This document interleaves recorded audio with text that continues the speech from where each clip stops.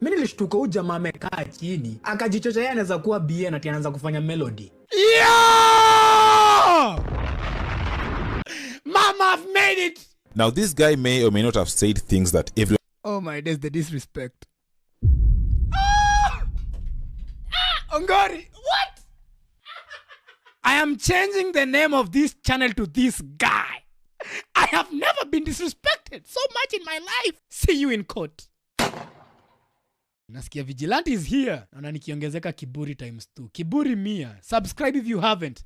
Turn on the post notification bell to get notified. Like the goddamn video. Let's get into it.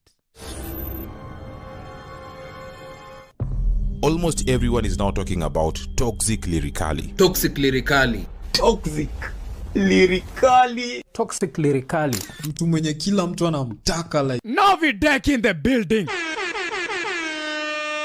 Ongori makosa umefanya so funny kuinclude Mwafrida kwa hii video. Hii video ilikuwa ipate a 10 from me, but because umeweka Mwafrida into the intro, imeshukisha rating to 8. Kila msanii anataka kupata tu collab na Echoes ako sure ita hit. Ni Toxic. It's performing all over the country, even in high schools. Menidanganya jo, mbona mimi siko kwa intro? Mwafrida amenishinda kwa video bana. The nigga is in the intro, Vigilante is not. What the fuck? Kuna jamaa amenidanganya, sijajiona but hey, wacha tuone.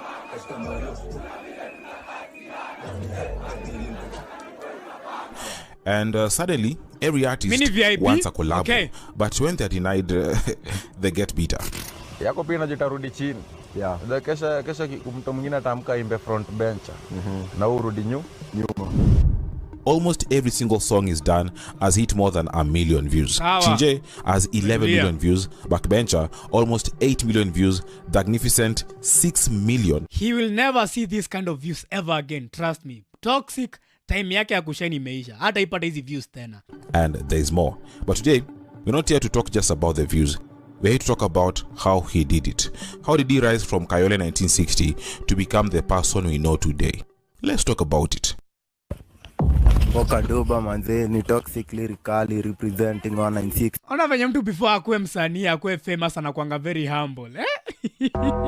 Look at the guy, hadi sijiona hii clip. Damn. Kajama kako innocent, meno zinakaa sijui zimepigwa mangumi, zimeenda kila side. Ameka silver ingine bonoko. Lakini saa hii chains anavaa kilo 200. Anajiona amefika. You know what? Do your thing. 60 the baddest of the baddest. To understand Toxic better, we need to go back. But before even that, I know the question you might be asking is, what's his real name? Well, I can't really say it. Toxic has a better answer. Jina langu origin ni Toxic Lyrikali. Hiyo nyingine ni Ongori tupe jina yake kama uko na jina yake, acha kuficha jina yake bana. You're a reporter. Give us the information. mzazi. And even cares about his real name. What matters is the music. Few people know that Nyashinski's real name is Nyamari Ongegu, or that King Kaka is actually Kennedy Ombima.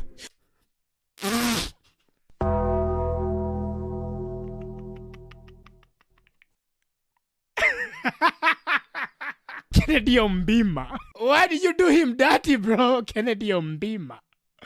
What? People just enjoy their music. You get the point. Now, in about 2 years, Toxic has become so popular, and you might be thinking he was signed to a big record label, supported by the media or pushed by big artists. But no, Toxic had none of that. He's done it all alone. Yo, man on the left, check. Sign cosine, call ni text. Kama round jaribu kumes, so heaven tona next. Ukijaribu kuharibu chain na kinenda left, wezi kuwa safe. Kani bag, chase. Distraction tapigwa neck. Undio jamaa ameanza kusimp. Shameless. Toxic built his success without any support. No sponsors, no major features or collaborations, and even no father. Yes, one of the main reasons he worked so hard is because he was raised by a single mother. Miki ninanituma ni kwanza niko na single mom. His mother actually listens to his songs, and even though they might not be parent friendly, I know she's proud.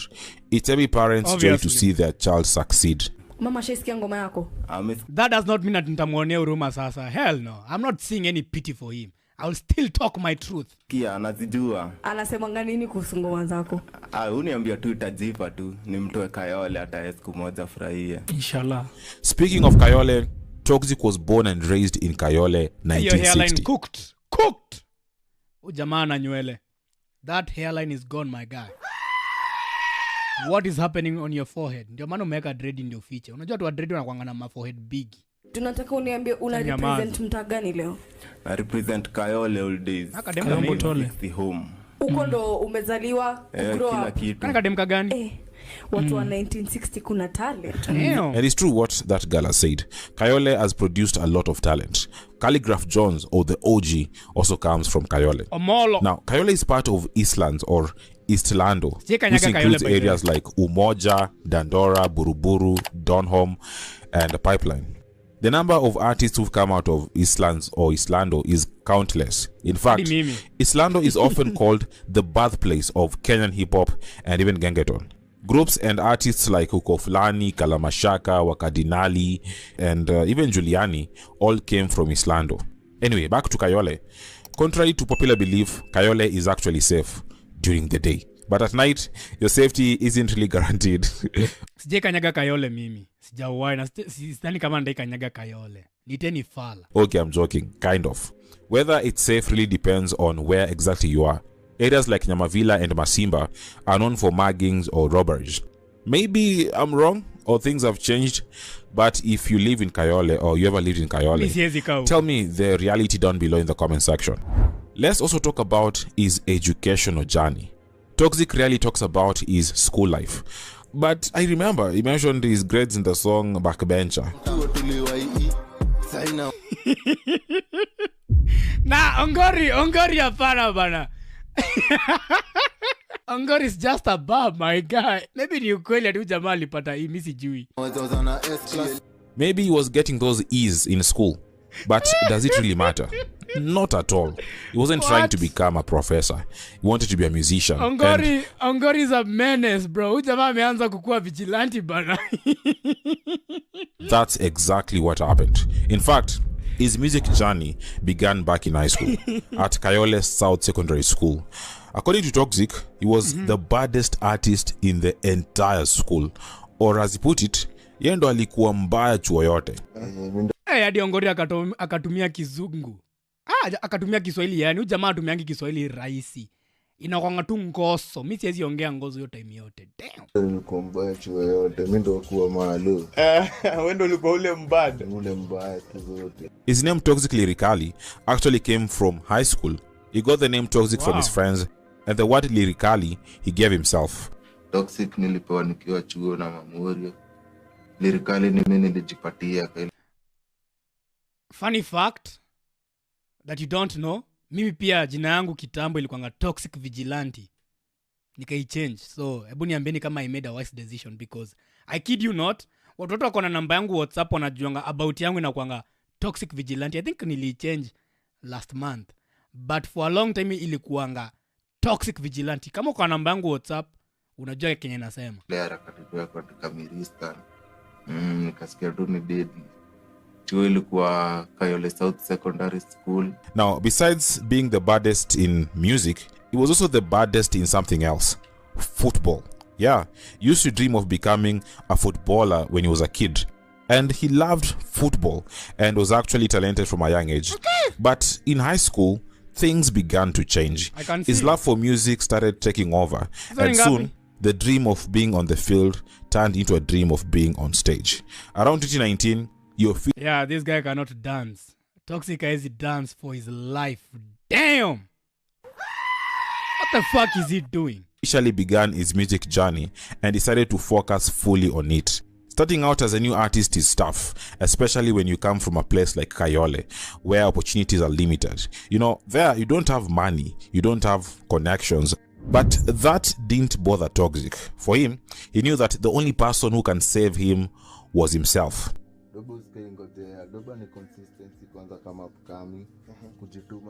Kudance ache kama oji. Yeah. This guy cannot dance for his life at a dead. He doesn't believe in depending on other people or collaborating with big artists to succeed. So he never waited. He just started. Even when he didn't have the money to record, he kept writing the lyrics, believing that better days were coming. And they came. When he began, he started as a solo artist and later joined a group, but eventually went solo again. Nilianza usanii one man. Kwa njia tukakuja tukapatana na crew. Tukadisperse ndo tena nikaingia sasa solo artist. You know why me napenda kufanya vitu solo sometimes? Is because there is no risk of disappointment. Kuna jamaa atakuambia leo siwezi make because of A, B and C. Nikikosa kufanya video mimi najua it's me to hold myself accountable. Mimi sidhani kama naweza kuwa na group ati tunafanya content consistently for long. Kila mtu naweza piga collabo yes na msee, but sidhani kama mimi naweza form group juu I'm one of those people wenye disappoint. I kid you not. And even as a solo artist, he has done wonders. I mentioned he began music back in 2019, but he only started going to the studio, a real studio, at the end of 2022. That's about 4 years of waiting, just right. Imagine. Maybe he was waiting for the right time or to save enough money for studio sessions. Most people would have given up if they were Toxic, but Toxic never gave up. He truly believes that music is a personal journey, and as an artist, you have to show up every single day. Not just as an artist, even in life, you have to show up every single day. You just took those words out of my mouth. He posted his first song on YouTube at the end of 2022. The song is called Long Story, released in October 2022. It's a catchy song that fans loved, which later pushed him to make a video. But interestingly, the video was released 3 years later in February 2025. It might not be one of the biggest hits, but it still got some attention or recognition even from kids.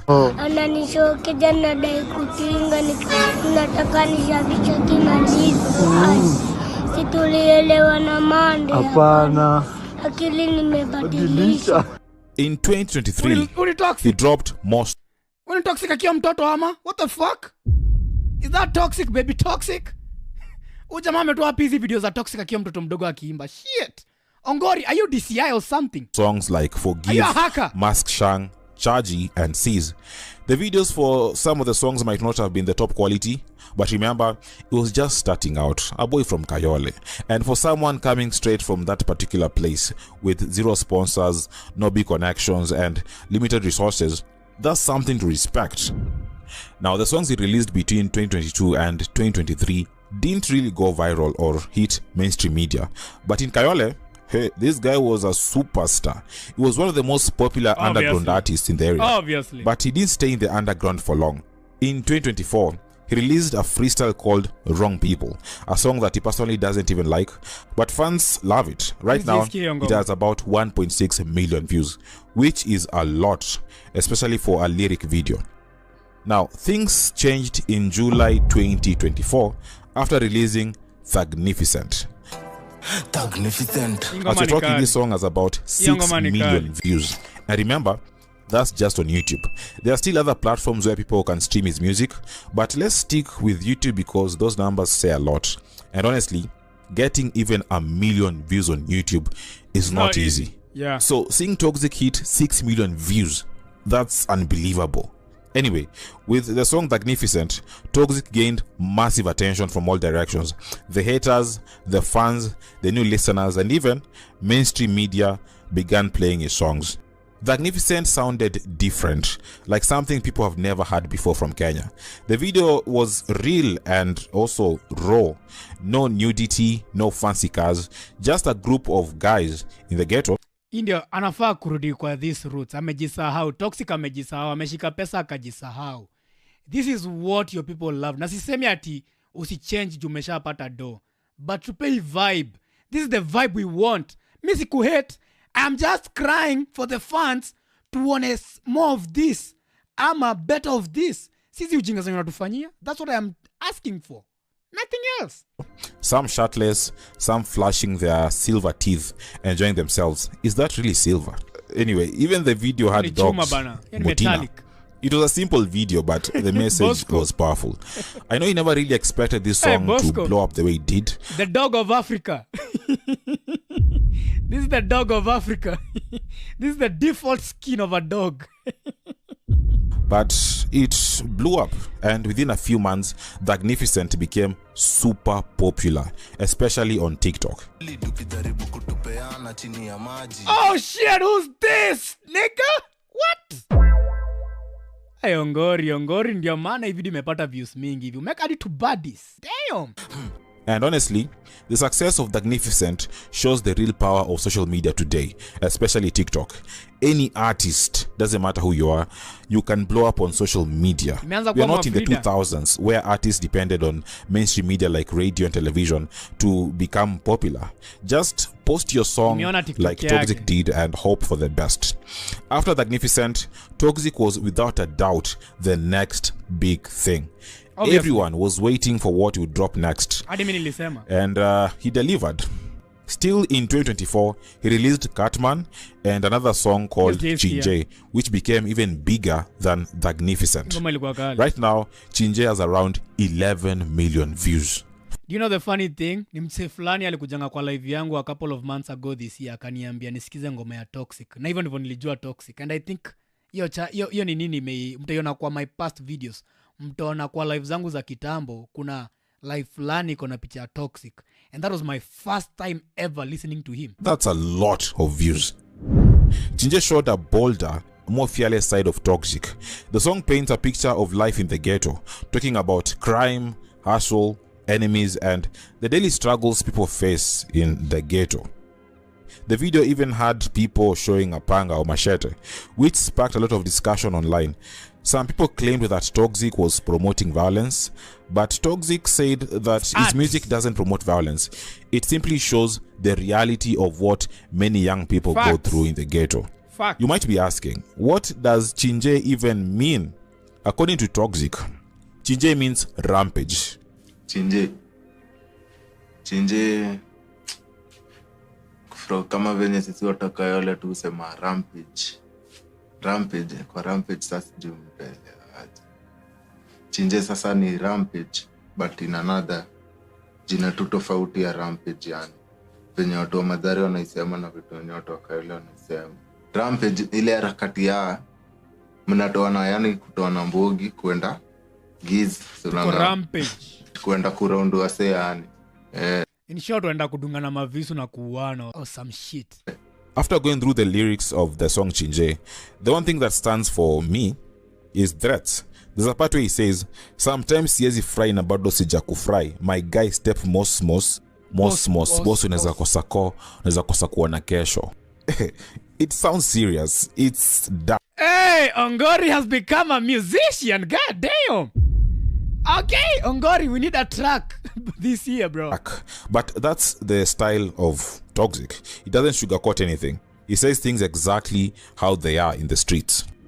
You might think he's just putting words together or making things up, but Toxic has said that 90% of what he raps about is real life. Things he's actually gone through in the ghetto. Of course, kama msanii lazima pia ujue scenario, but 90% ni kupitia.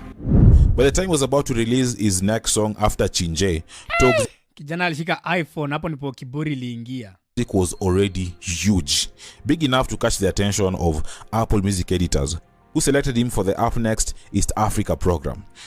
The program is a big deal that gave Toxic the global exposure through playlist placements, media features, and extra industry support. At the end of 2024, on December 31st, he dropped another banger called Sick. Now, this song... That is the best song actually for me. Mina skizanga Sick most of the time. Sick ni kali. Mboka doba. Buda, hiyo ngoma ni kali. Drip kama tears za Vibes Cartel. Fisherman nimewashika kwa net. East side. Kitu suwekanga sumbele suicide. Song had the same Toxic effect. Real, raw, and unapologetic lyrics. The video was shot as usual in the ghetto, and unlike his earlier video, it had a little shaking here and there, but that didn't affect anything. In fact, it makes you want to watch the video even more, right? In 2025 this year, Toxic has continued to dominate. He has released more songs like Long Story, Confirmation, Hood, and Backbencher, which went viral on TikTok. Backbencher, and he made Backbencher in just 30 minutes. Backbencher, Bana unajua ninakoga tu ka blessing. Ile nikutuka tu nyuma kisogo kibare pa shakam. Niko yani uongo jamaa hata kujionyesha venye kwa mkulu. Usiona mtu you're trying so hard to look cool. Uni toxic. He's trying so much to look cool.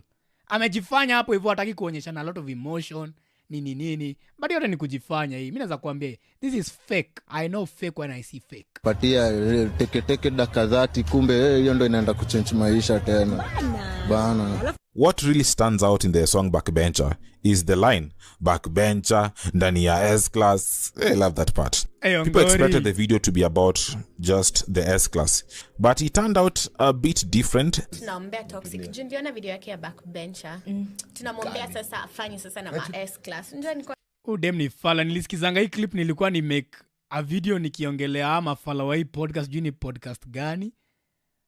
Ni mapodcaster wa ujinga. Si wadanganyi. Ni mapodcaster wa ujinga juu.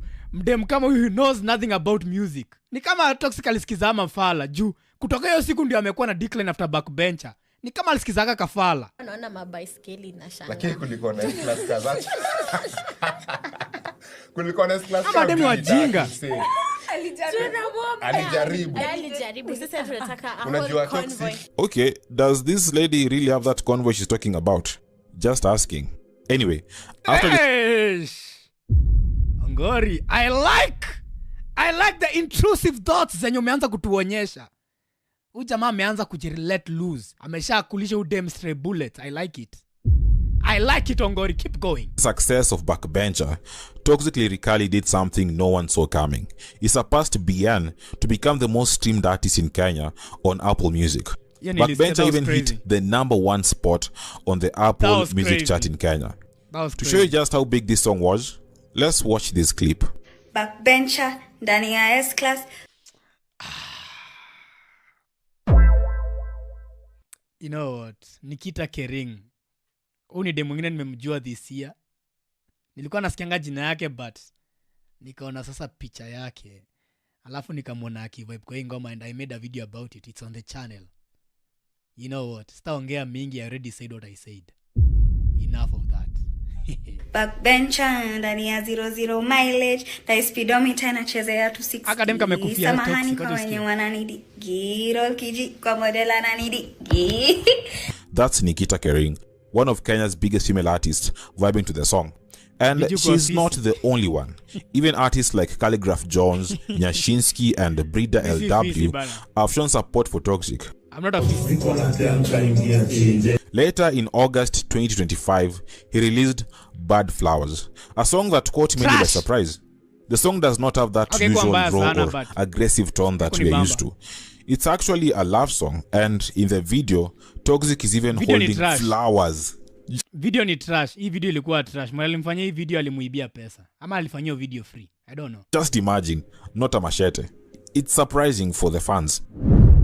Some people said the song sounded too clean or too commercial, not the Toxic they are used to. You know, fans are used to him rapping about the streets, Masanse, Warazi, Ndom, all those scary things that come from the ghetto life.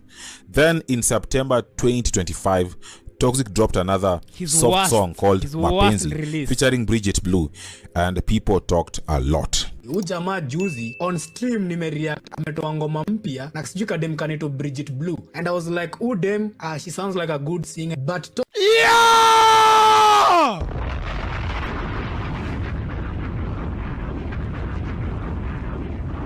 Ongori, you have my respect, bro. Damn, he has given me my tag and everything. Alafu kuna Mwafrida na Njeri wanaogopa kutaja jina yangu. Rewind. Mama, I've made it. Mama, I made it. Happy belated. When I look to the sky, I scream, Mama, I made it. Damn. And it's all because of all of you niggas. All of you in this chat. People talked a lot. Huyu jamaa juzi on stream nimereact ametoa ngoma mpya na sijui kadem kanito Bridget Blue and I was like dem she sounds like a good singer but Toxic alikuwa the odd one out in that music. Nimeshinda ku move on. Aisongi ni kama damu imeklot.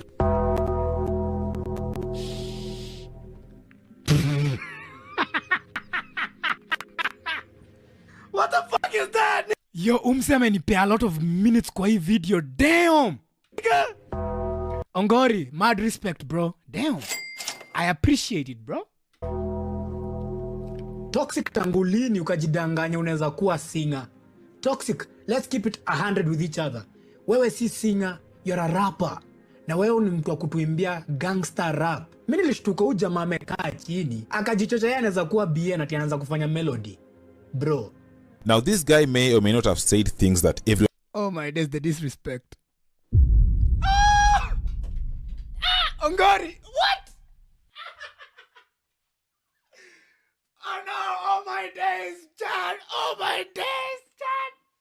This guy. All I get is this guy. Sina Gina. Oh my days. Yes, I am changing my channel. I am changing the name. I am changing the name of this channel to this guy. Oh my days. I have never been disrespected so much in my life. Haram! Bro, what do you mean this guy? What do you mean this guy, bro?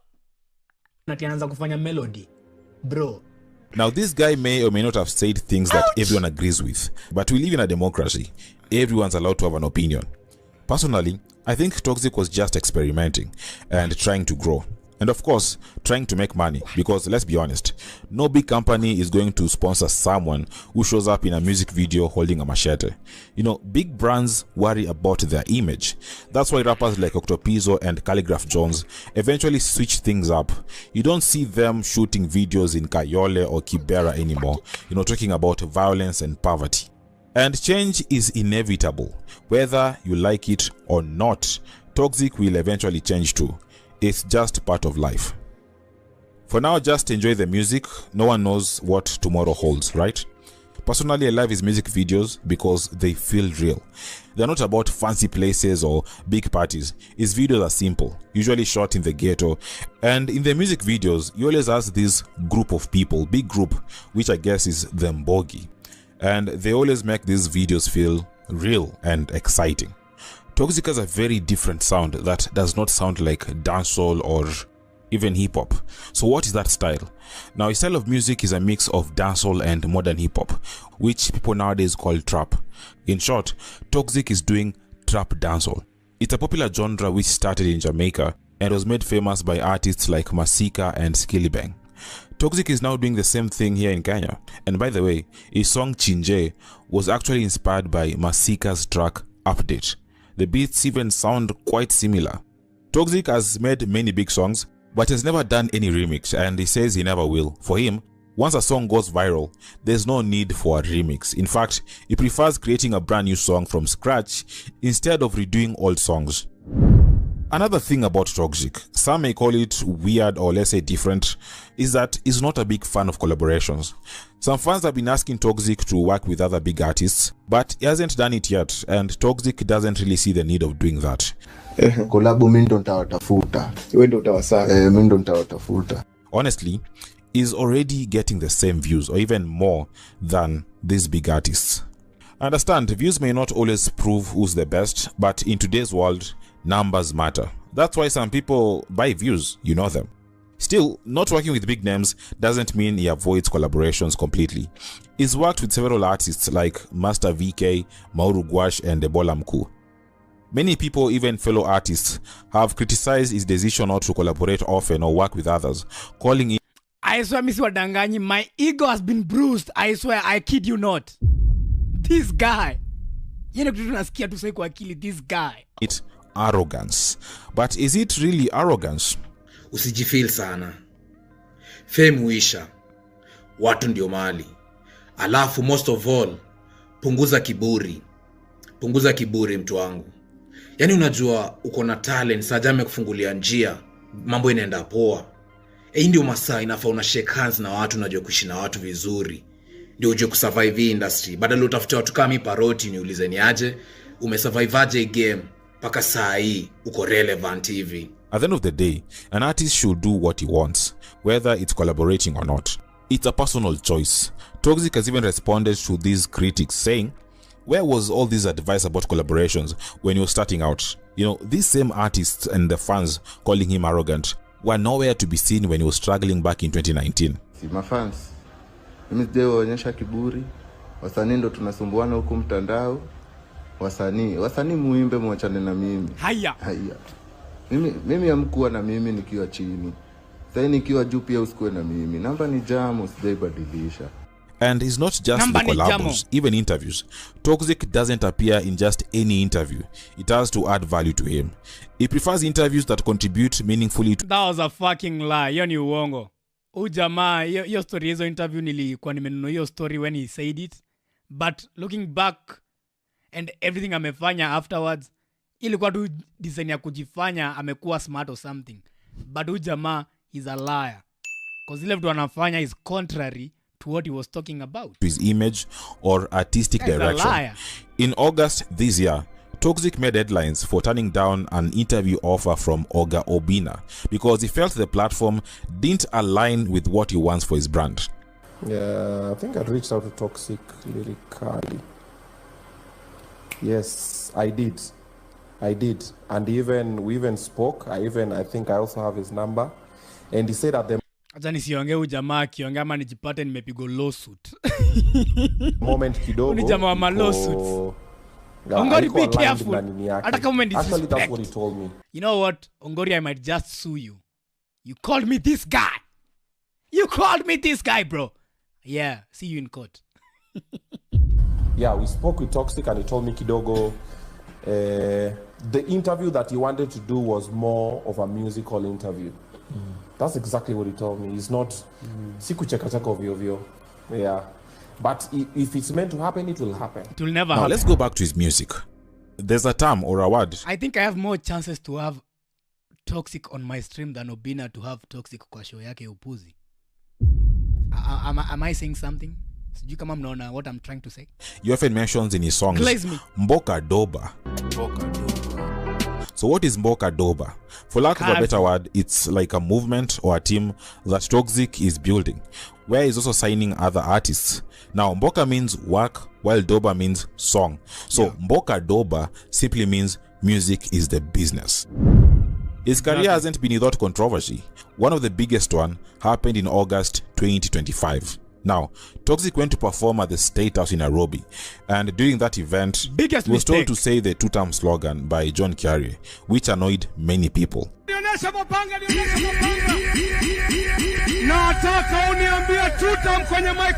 Unajua huyu jamaa nilimpeanga pass hii siku, but he did not deserve any pass. Unajua mimi nilisema alifanya as business, and mimi siwezi mwambia asifanye show kama yenye nalipo pesa mingi, but huyu jamaa nimekuja kusoma ni mtu opportunistic. I could be wrong. It's just speculations. Itisha tutam kutoka Nairobi. Tunasema aje? Ati tunaisema aje? Mboka Doba skuzombo. Tutam.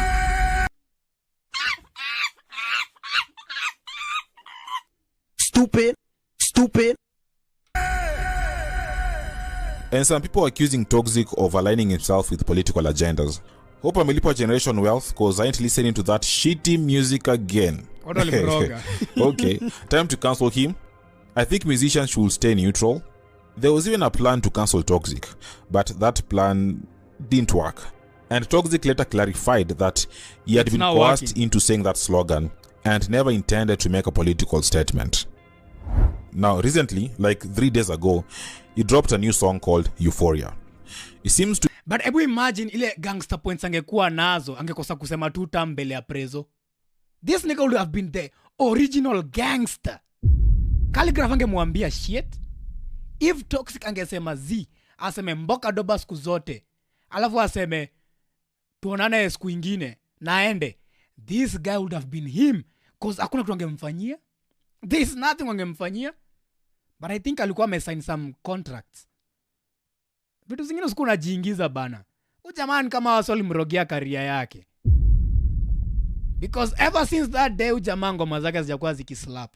Be a response to all the haters and critics with the line one na boronja sana. Angemfanyia kitu shiro. There is nothing they would have done to him. Hakuna.